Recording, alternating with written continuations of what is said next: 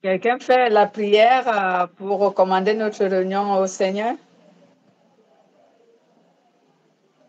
Seigneur Dieu, merci pour nous réunir aujourd'hui, Seigneur, pour écouter ta parole, Seigneur, pour parler de livre de Jacques, Seigneur Dieu. Je te prie de faire en sorte qu'on soit éclairé par ta parole, qu'on soit édifié aussi. Je te prie de bénir tout le monde qui sont là régulièrement avec nous, puis ceux qui ne sont pas là, Seigneur, de prier pour eux, de faire en sorte de les bénir. Il y a tous ceux qui vont se greffer à notre groupe, Seigneur Dieu. Je te prie de faire en sorte qu'on soit un outil de bénédiction, Seigneur, pour tous ceux qui vont écouter, qui participent, qui vont avoir l'occasion d'entendre ta parole par le biais de ces messages-là. Je te prie de nous accompagner aujourd'hui en ce dimanche et que ta volonté soit faite, Seigneur Dieu. Et on prie pour tous les participants que les choses soient parfaitement dans ta volonté. Dans le nom de Jésus, je prie. Amen. Amen. Amen. Merci. Excusez-moi.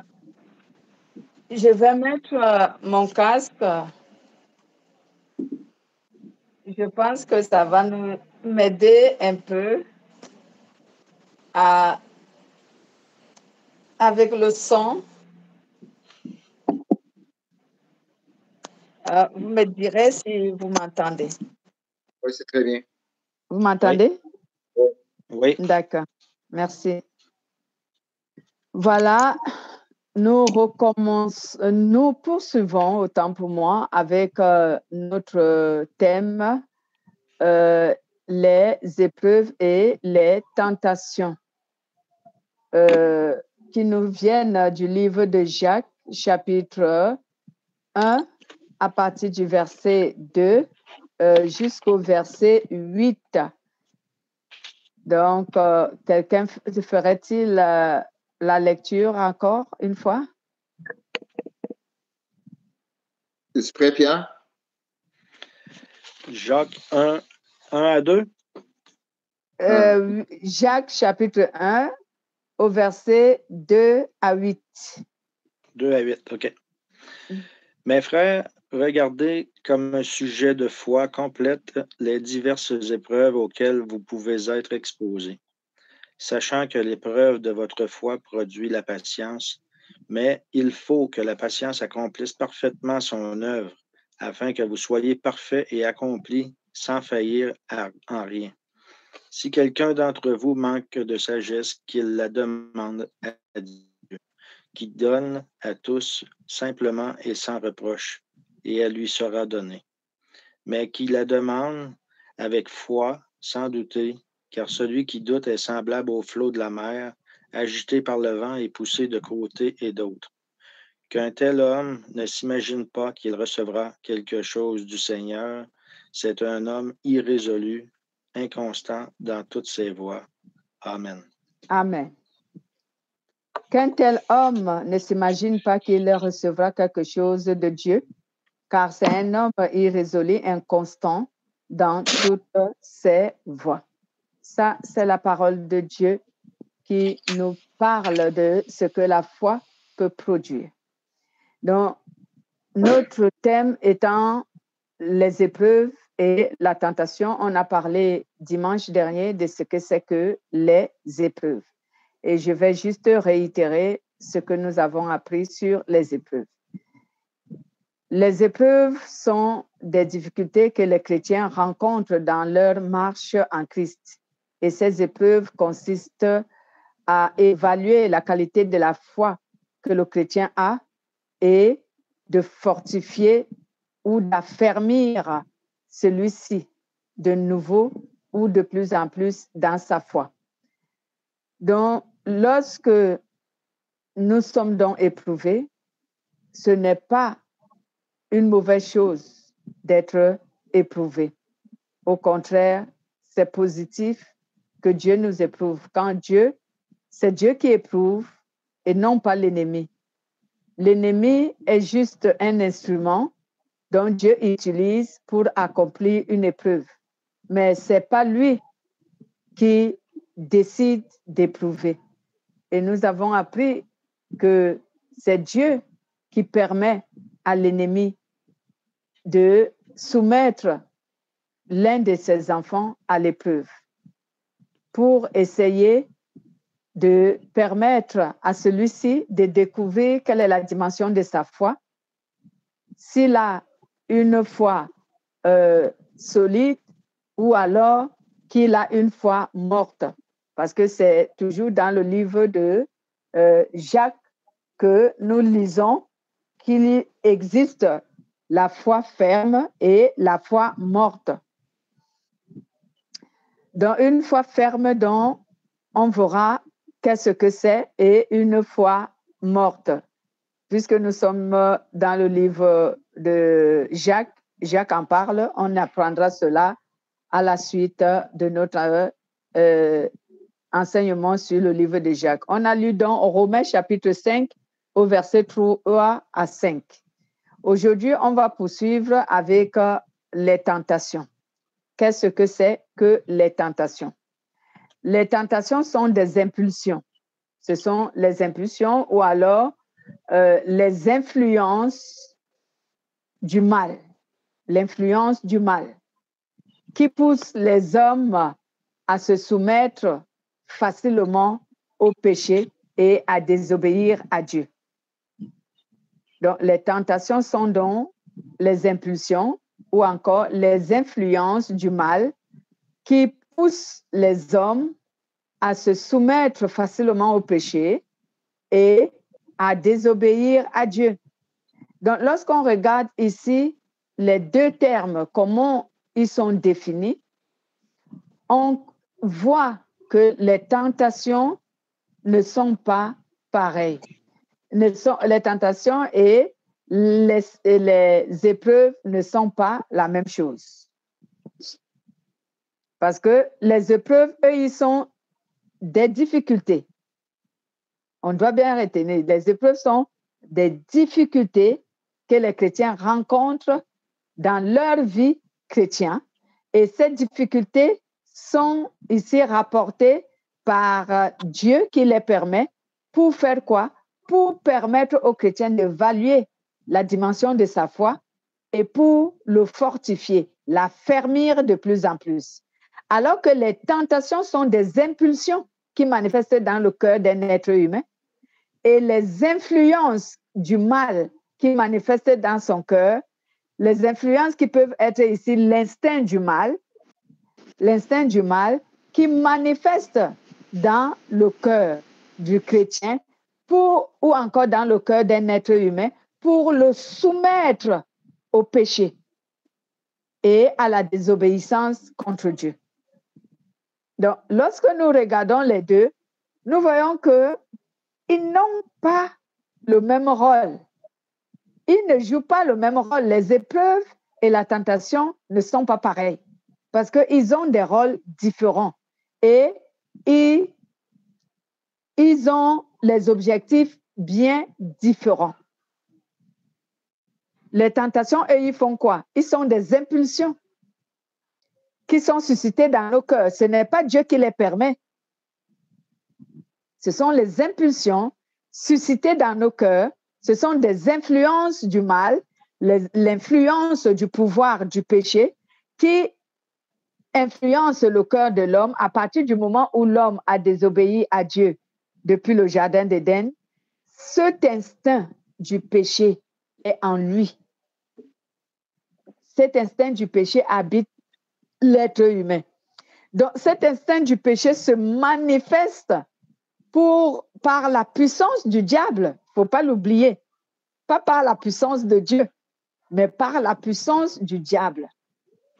C'est pourquoi il disait que les tentations sont des impulsions ou encore les influences du pouvoir du mal qui poussent les humains à se soumettre au péché et à désobéir à Dieu. Donc, dès lors que Adam et Ève ont consommé le fruit que Dieu leur empêchait de consommer, ce fruit qui donnait le discernement naturel Et cela veut dire qu'il donnait la conscience, en fait, qui faisait en sorte que l'homme découvre quelle est la différence entre le mal et le bien. Parce que avant cela, l'homme ne connaissait pas quelle était la différence entre le bien et le mal. En d'autres termes, je veux dire quoi?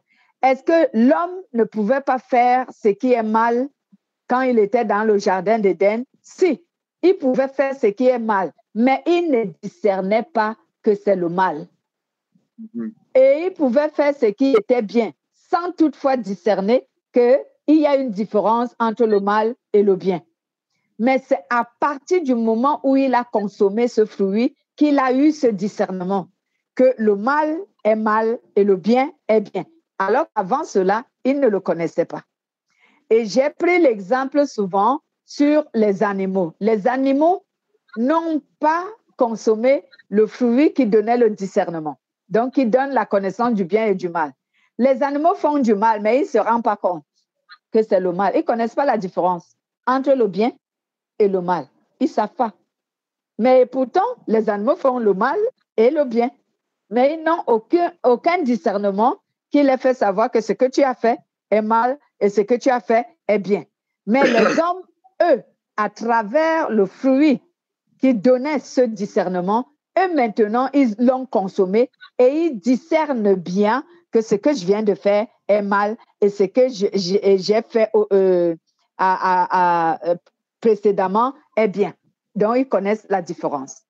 C'est pour cela que quand vous lisez dans le livre de la Genèse, toujours, je crois au verset 3, dans une vingtaine de versets, Dieu dit, je pense où c'est au verset 22, et Dieu dit, il faut qu'on chasse l'homme du jardin d'Éden parce qu'il est devenu comme l'un de nous. L'un de nous veut dire quoi? L'un de nous veut dire les esprits. Les esprits avaient la connaissance du bien et du mal. Eux, ils avaient le discernement. C'est pour cela que Satan a péché, parce qu'il connaissait la différence entre le mal et le bien. C'est pour cela que Lucifer, en ce moment, il s'appelait Lucifer. Parce que les gens ont toujours demandé, mais pourquoi Lucifer a péché? Il connaissait la différence entre le bien et le mal. Il connaissait. Quand vous lisez ce verset, vous allez trouver, Dieu dit, chassons l'homme du jardin d'Éden parce que l'homme est devenu comme l'un de nous, connaissant le bien et le mal. Vous pouvez aller, j'aime souvent attester ce que je dis. Genèse 22, 3, t'as dit? Genèse chapitre 3. Ah, chapitre 3. Au verset 22. Essayez de lire si je ne me trompe pas du verset. OK, je l'ai, moi. Oui. OK, 22. L'Éternel Dieu dit, voici l'homme est devenu comme l'un de nous pour la connaissance du bien et du mal. Empêchons-le maintenant d'avancer sa main et de prendre de l'arbre de vie, d'en manger et de vivre éternellement. Voilà. Donc, Dieu dit, voici que l'homme est devenu comme l'un de nous, connaissant le bien et le mal. Donc, les esprits avaient le discernement. Seuls les esprits avaient le discernement. Eux, ils connaissaient la différence entre le bien et le mal. Mais l'homme ne le connaissait pas. Et c'est de cela que Dieu a voulu protéger l'homme. Dieu ne voulait pas que l'homme découvre quelle est la différence entre le mal et le bien ou entre le bien et le mal. Et le fruit qu'il avait interdit à l'homme de manger, c'est ce qui donnait ce discernement.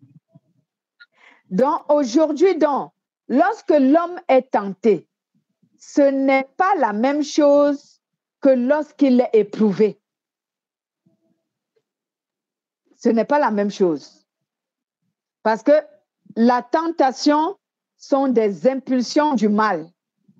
Les tentations sont les influences des pouvoirs du mal qui poussent les hommes à désobéir à Dieu et à se soumettre au péché. Donc, à faire ce qui déplaît à Dieu. Parce que la désobéissance, c'est violer un commandement qu'on t'a donné. Donc, l'homme a violé le commandement que Dieu lui avait dit. Tu ne toucheras pas au fruit de l'arbre qui est au milieu du jardin. Et souvent, les hommes ont souvent posé des questions, mais pour Dieu, il savait bien que l'homme va faillir et consommer ce fruit. Pourquoi il l'a mis là? C'était toujours pour nous éprouver que Dieu a placé ce fruit-là et qu'il a dit même à Adam qu'il ne faut pas consommer. C'était pour nous éprouver, mais c'est notre enseignement d'aujourd'hui. Donc, on voit bien clairement à travers les définitions que j'ai données que l'épreuve et la tentation ne sont pas la même chose. Ne sont pas la même chose. Quand tu es éprouvé, c'est que tu rencontres certaines difficultés qui ont pour objectif de te fortifier, qui ont pour objectif de t'assagir, qui ont pour objectif de te rendre plus intelligent. C'est pourquoi il y a un proverbe païen qui dit que la souffrance est une école de sagesse. Surtout lorsque tu apprends de tes erreurs, bien sûr. Donc, la souffrance est une école de sagesse. Cela est une parole qui a été prise de la Bible, mais qui a été convertie d'une autre manière avec d'autres mots. Mais nous, on sait que les épreuves en tant que chrétiens sont ici une voie que Dieu ouvre pour que nous rencontrons des difficultés qui permettent à ce que nous assagissons, que nous nous fortifions dans la foi que nous avons envers lui. Alors que l'épreuve ici, alors que la tentation ici, ils sont des impulsions de l'instinct du péché qui influence l'homme et qui pousse l'homme à désobéir à Dieu. Donc, ce n'est pas pareil. Les objectifs sont vraiment différents, oui. Comment appelle-t-on d'abord, parce que là, on a l'air d'associer tentation au mal. Quand on connaît le bien, on est comme aussi tenté. On a comme quelque chose qui nous amène au bien. Ça ne s'appelle pas une tentation, ça aussi, parce qu'on dirait que c'est comme un signal qu'on reçoit où on commence à sentir qu'il faut tout le temps aller vers le bien une fois qu'on y a goûté. Ça ne s'appelle pas une tentation, ça? Je n'ai pas bien compris parce que ça coupait. Ça coupait, oui. Ouais. Ben, ce que je veux dire, c'est que le bien, une fois qu'on y a goûté, on est attiré à reproduire cette action. On fait comme recevoir des petits signalements qui nous disent d'aller vers le bien. Ça s'appelle pas des tentations, ça aussi? Non, parce que quand tu es attiré à faire du bien, ce n'est pas une tentation, c'est que tu es inspiré. Là, c'est une inspiration. Tu es inspiré à faire du mal. À faire du bien autant pour moi. Parce que l'Esprit de Dieu influence les gens. C'est un autre enseignement, mais je vais en parler parce qu'il faut clarifier les choses. L'Esprit de Dieu et l'Esprit du mal influencent les hommes sur la terre en général. Que ce soit l'Esprit de Dieu, le Saint-Esprit, ou que ce soit l'Esprit du mal, tous ces deux esprits influencent les hommes à accomplir leur volonté. Donc, lorsqu'un être humain est poussé à aller faire du bien, il a été influencé par l'Esprit de Dieu qui le pousse à aller faire du bien. Ce n'est pas une tentation, c'est une inspiration. Okay. Voilà. Parce que on sait que, comme la Bible le dit dans le livre de Jean, chapitre 8, au verset 44, si je ne me trompe pas, le diable est un menteur et il n'a jamais fait ce qui est vrai. Donc, quand tu es inspiré à aller faire du mal, alors à ce moment, on dit que tu es tenté parce que tu es inspiré à aller faire du mal. Mais quand tu es inspiré à aller faire du bien, on ne peut pas appeler ça la tentation, on appelle ça uniquement l'inspiration. Tu es inspiré, tu es poussé, tu es suscité à aller faire du bien. Mais toutefois que l'inspiration qui t'anime a pour objectif à atteindre le mal, à ce moment, tu es tenté. Okay. Parce que le mot tentation a toujours pour référence le mal. Le mot tentation ne peut pas avoir pour référence le bien. Jamais. C'est pourquoi la Bible nous dit dans le livre de Jacques, chapitre 1, au verset 13 à 15, que Dieu n'est pas tenté par le mal. Donc, lorsque nous voulons faire le bien dans notre cœur, si ton cœur, que tu sois un chrétien ou un païen, et que ton cœur est inspiré à faire du bien, sache que c'est l'Esprit de Dieu qui t'anime. Oui, c'est l'Esprit de Dieu qui t'utilise, même si tu n'es pas habité par le Saint-Esprit. Autrefois, l'Esprit de Dieu influençait les gens, mais il ne les habitait pas. Il les influençait à faire du bien, mais il ne les habitait pas. Donc, on ne peut pas dire qu'il n'y a que les chrétiens qui peuvent faire du bien. Non, tout être humain peut faire du bien parce que l'Esprit de Dieu l'influence. L'Esprit de Dieu est dans le monde, il influence tout le monde. Que ce soit les païens, les non-croyants comme les croyants. Mais la différence entre nous avec les croyants, c'est juste que nous, on est habité par le Saint-Esprit et on devient juste et saint en ayant le Saint-Esprit et la parole de Dieu, alors que eux, ils ne sont pas habités par le Saint-Esprit. Même s'ils font le bien, ils ne seront pas des saints, ils ne seront pas des justes parce qu'ils ne sont pas habités par le Saint-Esprit ni par la parole de Dieu. Mais néanmoins, le Saint-Esprit peut également les influencer. C'est pour ça qu'on dit que Dieu utilise qui il veut et comme il veut et quand il veut. Donc, même un païen, il a dit dans le livre de Romains, il a dit au sujet de Pharaon, il a dit, j'ai fait miséricorde à qui je fais miséricorde et j'endurcis qui je veux endurcir. Je crois que c'est dans Romains chapitre 9, si je ne me trompe pas. Donc, j'endurcis qui je vais endurcir. Et je fais miséricorde à qui je vais faire. Je fais grâce à qui je vais faire grâce. Donc, c'est Dieu qui influence les cœurs des hommes à faire du bien. Si un homme fait du bien, l'influence qui a été, l'esprit qui l'a influencé, c'est l'Esprit de Dieu. C'est le Saint-Esprit. Mais si tu es tenté, influencé à aller faire du mal, à ce moment, c'est Satan qui t'influence.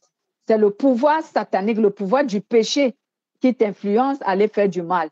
Et cette influence-là habite l'homme depuis lors que Adam et Ève ont désobéi à Dieu. Depuis lors. Donc, c'est pour cela qu'on ne peut pas comparer une épreuve avec une tentation, parce qu'ils sont carrément opposés et très différents. Parce que les objectifs à atteindre de ces deux mots sont vraiment différents. Sont différents. Donc, c'est pour cela que Jacques nous a conseillé, en tant que chrétiens, il nous a conseillé d'accepter des épreuves. Parce qu'il y a les chrétiens qui luttent contre le Saint-Esprit lorsqu'il veut les éprouver. Ils luttent. En fait, quelquefois parce qu'ils ne comprennent pas. Comme on disait, je disais dimanche dernier, qu'il y a des chrétiens qui ne connaissent pas comment leur Dieu fonctionne. Ils ne connaissent pas comment le Saint-Esprit fonctionne, comment Dieu fonctionne. Donc, il arrive, certains chrétiens, que lorsque Dieu veut l'éprouver, ils ne se rendent pas compte que le temps de l'épreuve est arrivé. Il se dit, mais pourquoi je souffre? Hein? Pourquoi je souffre? Pourquoi il m'arrive de telles difficultés? Pourquoi? Et parce qu'il ne sait pas qu'il est sur la voie de l'épreuve, il est arrivé au moment où Dieu, à la période où Dieu va l'éprouver, ce dernier vraiment succombe tellement au péché qu'il échoue l'épreuve dès la première, dès le début. Il échoue parce qu'il ne comprend absolument rien de ce qui se passe. Je vais vous donner un témoignage très rapidement avant que je ne continue. J'avais une sœur chrétienne, on fréquentait la même église. À ce moment, je ne prêchais pas encore la parole de Dieu, mais j'avais déjà la connaissance de la parole de Dieu, mais je ne prêchais pas encore comme aujourd'hui. Il arrivait des moments où le pasteur me permettait de prêcher. Donc, dans cette église, j'aimerais dire, donc, cette sœur, c'est comme ça qu'elle décide, elle avait rencontré vraiment des difficultés.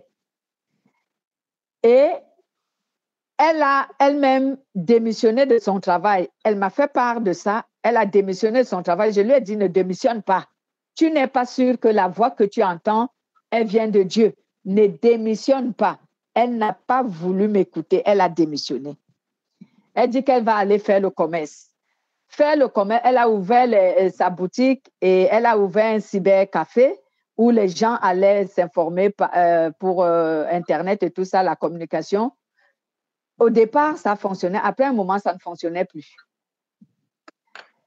Et j'étais toujours avec elle, mais moi, je l'observais. Elle ne voulait pas m'écouter parce que tu sais, quand tu marches avec quelqu'un et que vous fréquentez la même église, vous priez la même chose, on ne t'a pas encore ordonné pasteur, les gens ne croient pas quand tu leur dis la vérité. Donc, ils te prennent, par orgueil, ils se disent, oh, Mado croit connaître quoi plus que moi. Nous tous, on fréquente la même église et ça fait longtemps qu'on est ensemble. Donc, elle n'a pas voulu m'écouter. Ces deux commerces, à un moment donné, ça ne fonctionnait plus. Je crois, à plus d'un an ou 2 ans comme ça, c'était fini. Après, elle a décidé, comme elle sortait de la France, elle est venue ici et son mariage n'a pas fonctionné avec son mari, donc ils ont divorcé ici. Ils se sont séparés. Elle voulait repartir en France pour aller travailler en France. Je lui ai dit, je t'ai déjà dit depuis que arrête de faire ce que tu fais, ce n'est pas la volonté de Dieu. Tu es en train d'être éprouvé, mais tu n'écoutes pas. Je t'avais dit de ne pas démissionner. Tu as démissionné. Ne fais pas le commerce que tu fais. Tu es allé le faire. Rien ne fonctionne. Jusque-là, tu ne veux pas m'écouter. Tu vas encore aller en France. Ne va pas en France. Parce qu'on ne fuit pas l'épreuve. Tu ne peux pas fuir. Si tu fuis, est-ce que Dieu est omniprésent? Il va te retrouver où tu es? Donc, quand tu vas aller en France, tu vas abandonner Dieu, tu vas continuer à prier et lui, il va continuer son œuvre. Il veut te transformer. Il fallait que tu restes là où tu es et que tu l'écoutes et tu fasses ce qu'il veut.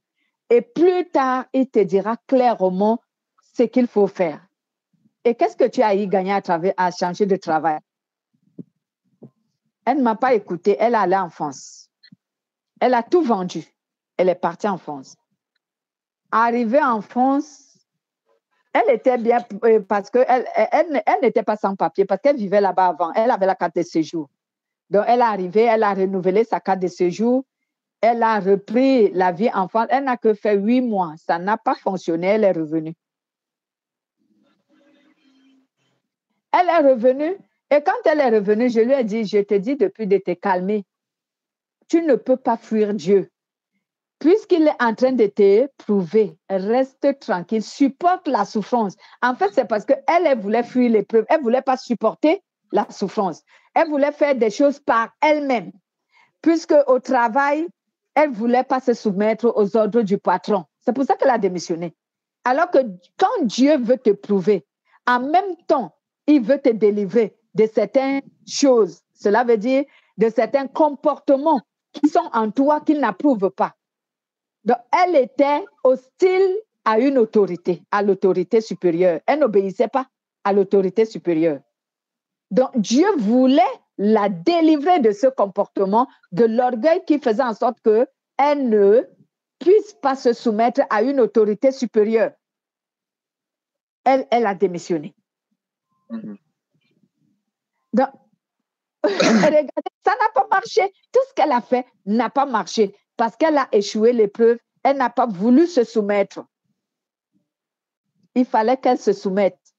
Premièrement, qu'elle ne démissionne pas, qu'elle se soumette à son autorité supérieure et qu'elle accepte les humiliations et tout ce qu'on allait lui faire. Elle devait les accepter parce que c'était une épreuve. Dieu voulait briser son orgueil, son ego, sa fierté.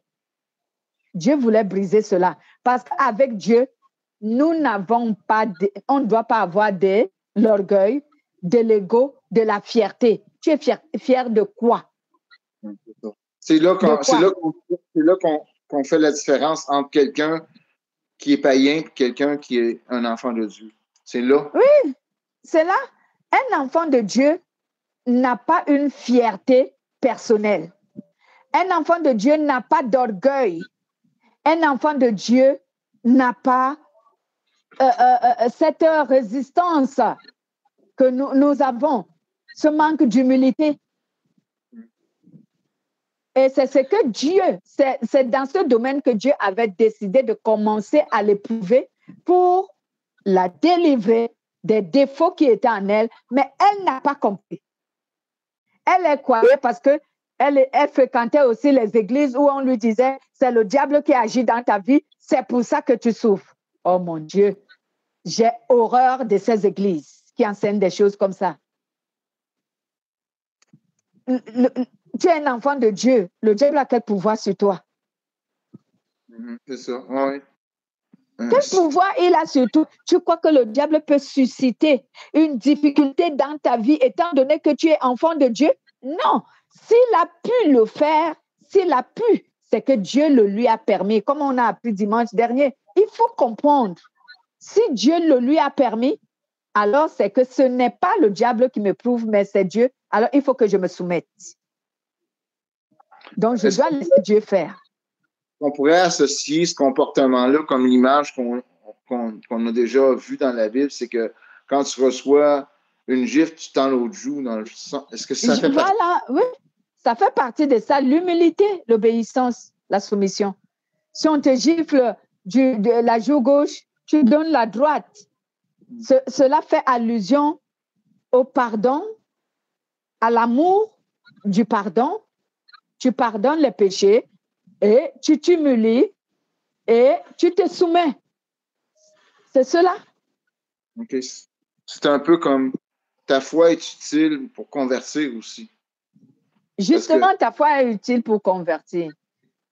Donc, aujourd'hui, le Saint-Esprit ajoute à ce que nous avons appris dimanche dernier que l'épreuve, quand Dieu te soumet à l'épreuve, sache aussi qu'il veut te délivrer de certains défauts,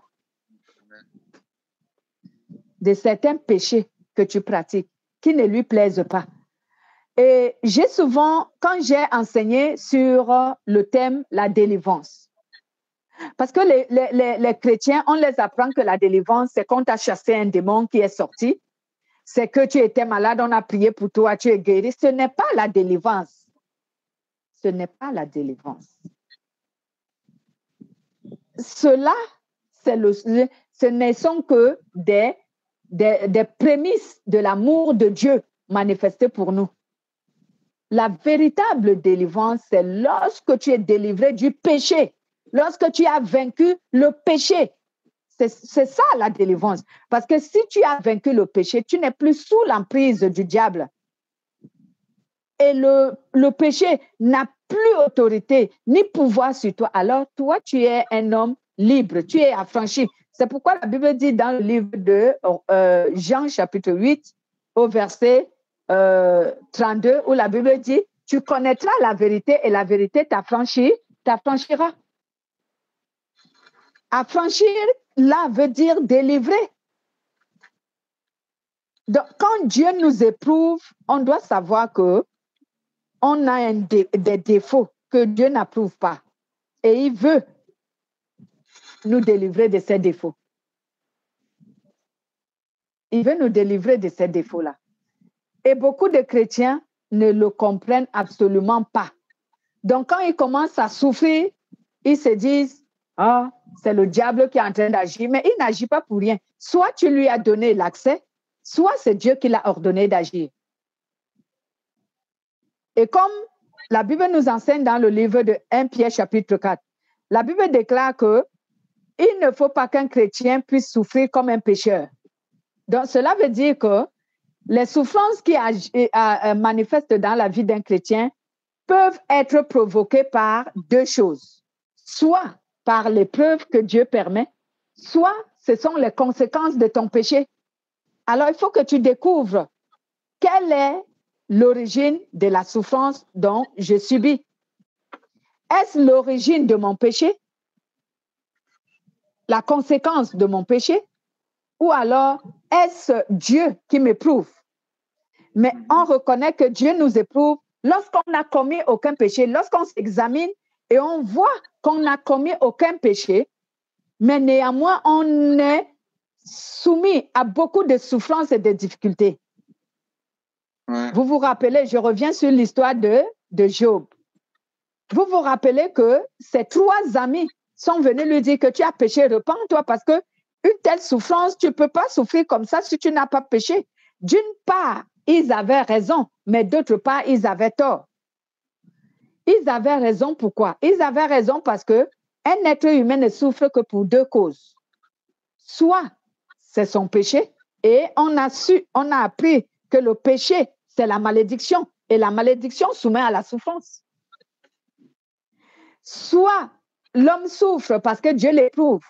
Et Job leur a dit, quand je me regarde, je ne dis pas que je suis parfaite, mais je ne me reconnais pas avoir offensé Dieu pour que je subite ce que je suis en train de subir. Je ne crois pas. Je m'examine, je ne vois pas ce que j'ai fait contre Dieu pour que j'en arrive là. Mais ces 3 amis l'ont conseillé. Ils l'ont dit, repens-toi. Certainement, tu as péché. Job leur a dit que je ne reconnais pas. Je m'examine là. Mais je ne vois pas ce que j'ai fait contre Dieu. C'est pourquoi il disait, d'une part, ils avaient raison et d'autre part, ils n'avaient pas raison. Ils n'avaient pas raison parce que Job n'avait pas offensé Dieu pour souffrir. Donc, ce n'était pas la conséquence de son péché, mais c'était une épreuve. Et d'autre part, ils avaient raison parce qu'ils savaient que c'est le péché qui suscite également les souffrances à cause de la malédiction qu'elle les régénère et qui les régénère autant pour moi. Donc, voilà donc pourquoi aujourd'hui, certains chrétiens sont carrément dans la confusion.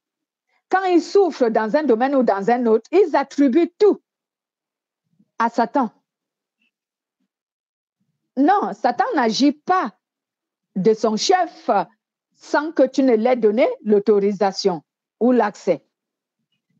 Et si c'est l'épreuve, Satan n'agit pas de son propre chef sans que Dieu ne lui ait permis. Voici donc pourquoi vérifions souvent quand nous sommes confrontés à certaines difficultés. Comme Job s'était examiné, est-ce que j'ai péché contre Dieu? Et c'est pour cela que j'ai donné accès au diable ou il est en train d'œuvrer contre moi. Je prends un autre exemple, un serviteur de Dieu qu'on appelle David. David a été tenté lorsque il est allé auprès de la femme d'Uri. Ce n'était pas une épreuve, c'était une tentation. Il a été animé par les impulsions du mal. Il a été animé par les influences du mal. Et il est allé auprès de la femme de quelqu'un d'autre. Et il ne s'est pas arrêté là. Pour garder cette femme, il a fait tuer son mari. Est-ce que c'était une épreuve? Non. C'était une tentation. David a été soumis à la tentation. Pourquoi? C'est pourquoi, lisons Jacques là, Jacques chapitre 1, verset 13 à 15. Chapitre 1, verset 13 à 15. Que personne, lorsqu'il est tenté, ne dise « C'est Dieu qui me tente », car Dieu ne peut être tenté par le mal. Il ne tente lui-même personne. Mais chacun est tenté quand il est attiré et amorcé par sa propre convoitise. Puis la convoitise, lorsqu'elle a conçu, enfante le péché, et le péché étant consommé produit la mort. Voilà. La Bible dit ici, mais chacun est tenté parce que sa propre convoitise l'attire et le séduit.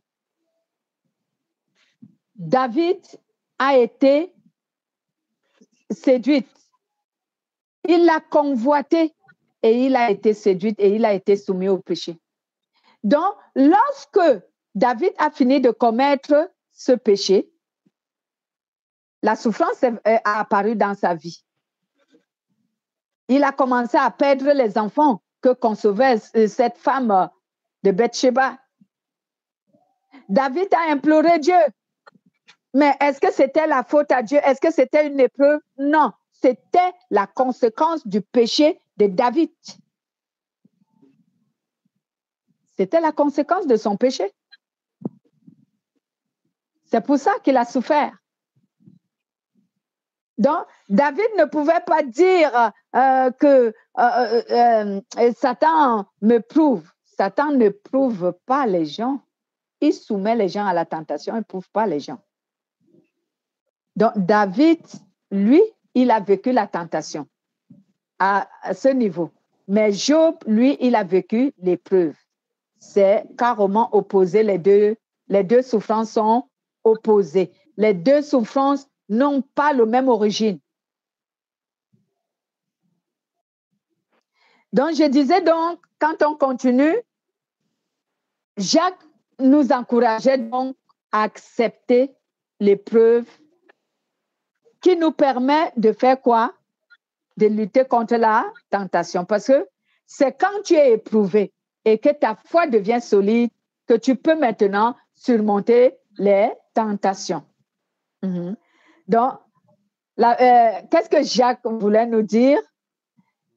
Lorsque notre foi est affermie par de diverses épreuves, elle devient solide, inébranlable, elle nous fortifie, elle nous rend capable de résister à la tentation. C'est la foi, hein, quand elle est éprouvée. C'est qu'elle devient solide, elle devient inébranlable. Elle nous rend capable de résister aux tentations et de ne pas se laisser facilement atteindre par les influences du péché. C'est pour cela que je disais tantôt au départ qu'aujourd'hui, le Saint-Esprit ajoute à notre enseignement que lorsque nous sommes éprouvés, Dieu veut nous délivrer de certains péchés et il veut fortifier notre foi et l'affermir. Donc, lorsque nous supportons les épreuves en demeurant dans la sainteté, notre foi va devenir solide et ce qui fait en sorte que nous allons avoir une foi qui lutte contre le péché, une foi qui résiste au péché. C'est pourquoi quand on a appris notre enseignement sur Éphésiens, au chapitre 6, la Bible nous a dit que portez sur les armes de Dieu. Revêtez-vous par-dessus du bouclier de la foi. Donc, cette foi, la foi solide, la foi forte, la foi inébranlable, lutte contre le péché et il résiste au péché. Amen. C'est ça le rôle de la foi. Les chrétiens, on les enseigne tout simplement que le rôle de la foi, c'est avoir la ferme assurance que Dieu va intervenir dans contre tes difficultés pour te faciliter la vie. Oh, non, arrêtons la facilité. C'est pour cela qu'on dit que je suis légaliste. J'aime pas qu'on flatte les chrétiens. J'aime pas qu'on les mente. Parce que, fin de compte, ils vont tomber dans la réalité, peu importe. C'est pourquoi certains chrétiens aujourd'hui, ils sont comme des païens. Parce que dès le commencement, on les a prêché des fables du monde. On les a flattés. Et aujourd'hui, ils sont entrés dans la réalité. Ils ne s'en sortent plus. Amen. Ils ne s'en sortent plus parce qu'on ne les a pas avertis de ces choses. À quoi sert la foi? La foi ne sert pas seulement de croire que, oh, je suis malade, Dieu va me guérir. Je ne dis pas que c'est mauvais. À chaque fois que la vérité est prêchée, ils pensent que c'est une critique ou un jugement.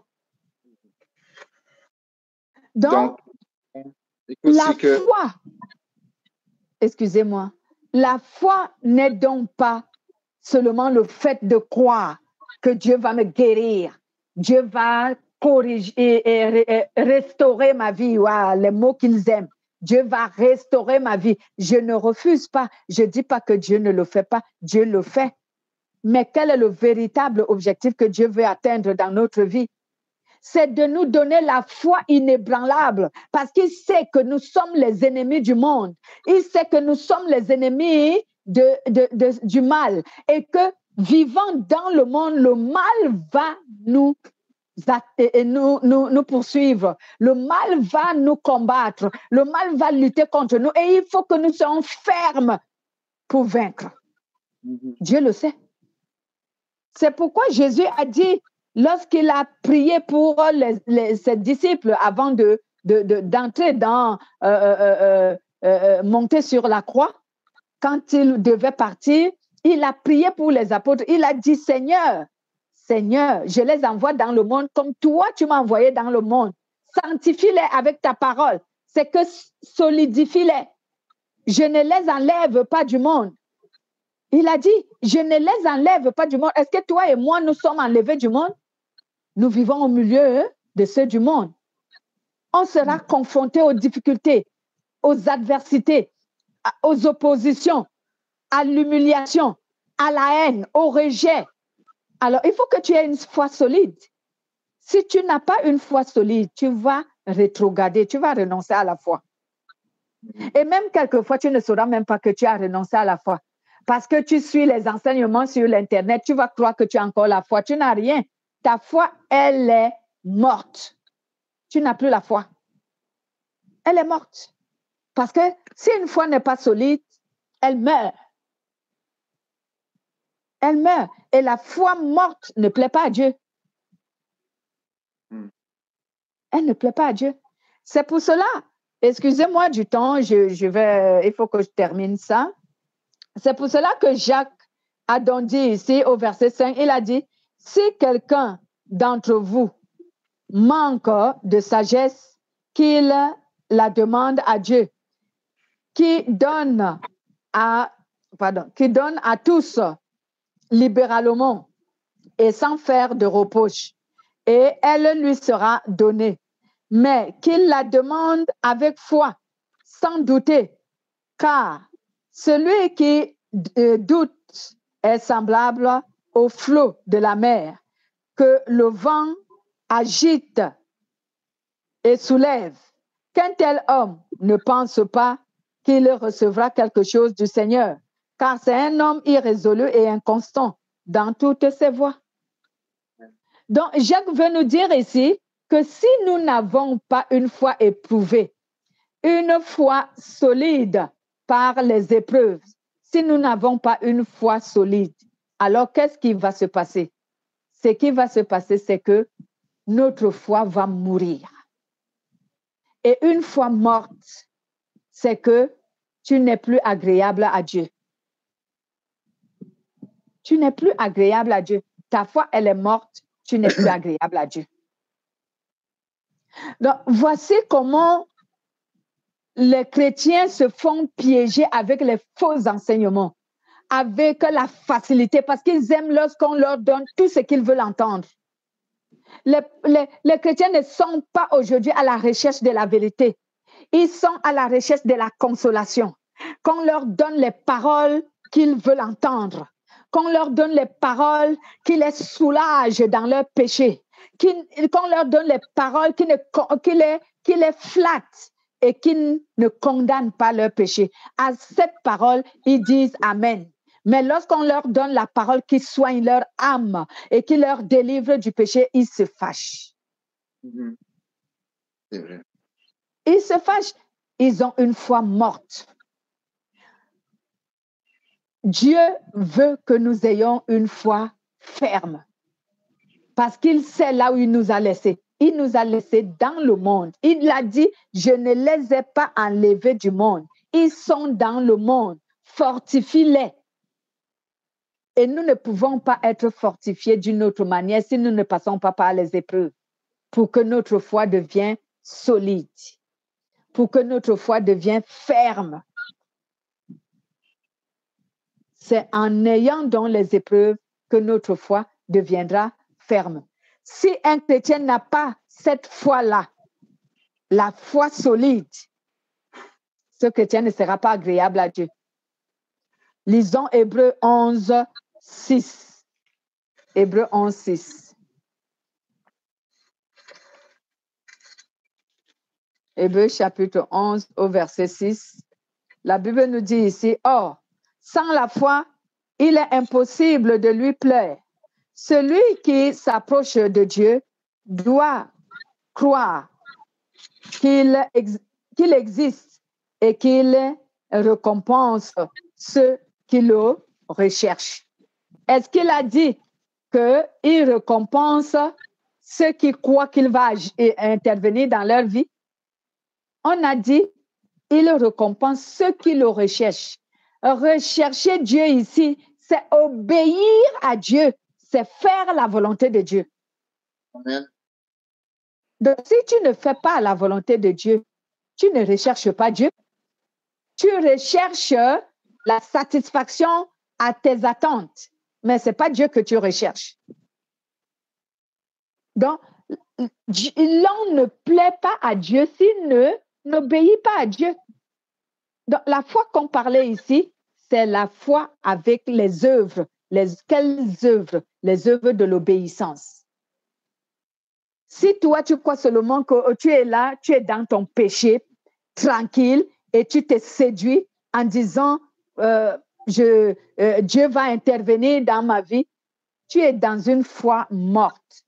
Et c'est pourquoi Jacques dit ici, un tel homme qui ne pense pas que Dieu va intervenir dans sa vie. Amen. Donc, ça prend tout un sens quand on... Ouais, qui ne pense pas que Dieu va intervenir. Parce que ce n'est pas le fait de croire.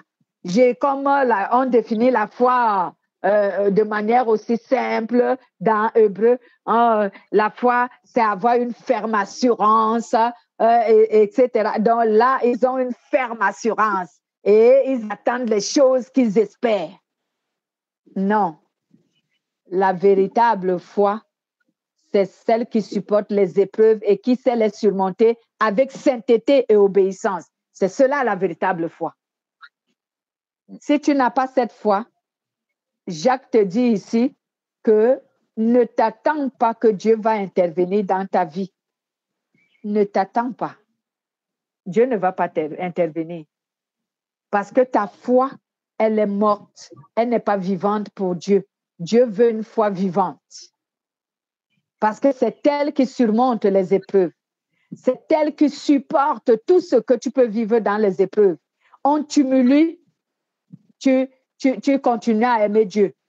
Tu manques de tout, tu manques d'argent, tu manques de nourriture, tu manques de vêtements, tu manques même l'amour des hommes, tu continues à aimer Dieu et à lui obéir.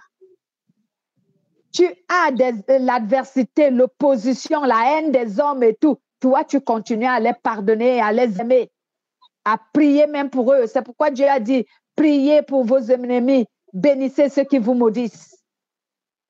C'est ça la foi. Oui, tu bénis celui qui te maudit. Tu crois que si tu n'as pas la foi, tu peux le faire? C'est ça la vraie foi. Tu bénis celui qui te maudit. Tu pries pour celui qui veut te détruire. Et tu aimes celui qui te haït, qui t'insulte, qui te méprise. C'est ça la vraie foi. C'est ça marcher selon la foi.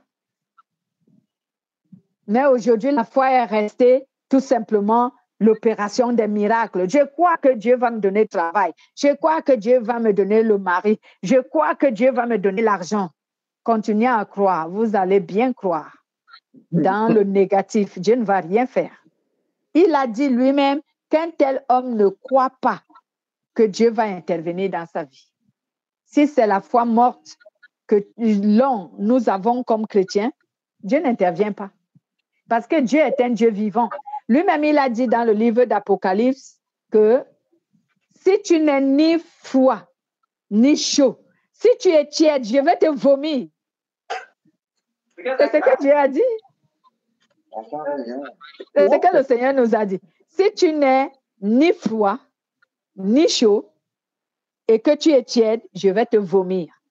Donc, les tièdes, ce sont ceux qui ont la foi morte. C'est par là que nous allons nous arrêter. Il y avait d'autres références. On n'a plus besoin de les lire. Le Saint-Esprit nous a tout dit, sauf s'il y aurait des questions. Y aurait-il des questions? D'accord. S'il n'y a pas de questions, frère Pierre, remercie le Seigneur pour notre réunion. On lui rend toute la gloire. Oui, Seigneur, encore une fois, tu nous as répondu de façon assez directe et précise. Tu as réponse à tout. Tu te sers de notre enseignante Madeleine pour nous donner toutes ces réponses à tous les dimanches. Mais celle d'aujourd'hui, elle me touche beaucoup parce que je vis ces moments d'épreuve. Amen. Oui, Seigneur Jésus, tu le fais avec amour toujours. Et c'est ce que tu nous enseignes aussi de toujours faire par amour envers les chrétiens ou envers les gens. Ces paroles sont tellement puissantes. Alors, je te remercie de cet enseignement. Je te remercie de rejoindre le plus de gens possible avec le fait que l'on est sur Internet et que tout le monde a accès à ces petites vidéos qui donnent cet enseignement. Alors, fais qu'elles rejoignent plus de monde possible afin que des gens soient transformés et qu'ils deviennent jusqu'à te rendre gloire. Alors, Seigneur, je te remercie. Je te demande de bénir tous ceux qui auront accès à ces enseignements. Et puis, je te donne moi, je te donne ma semaine et je souhaite que tout le monde le fasse. Amen. La semaine qui vient, afin que ce soit toi qui soit au volant de nos vies. Puis, amène-nous toujours de plus en plus près de toi afin que l'on croie de plus en plus. Alors, je te demande de nous bénir au nom de Jésus. J'ai prié. Merci. Amen. Amen. Amen. Soyez bénis et bon dimanche.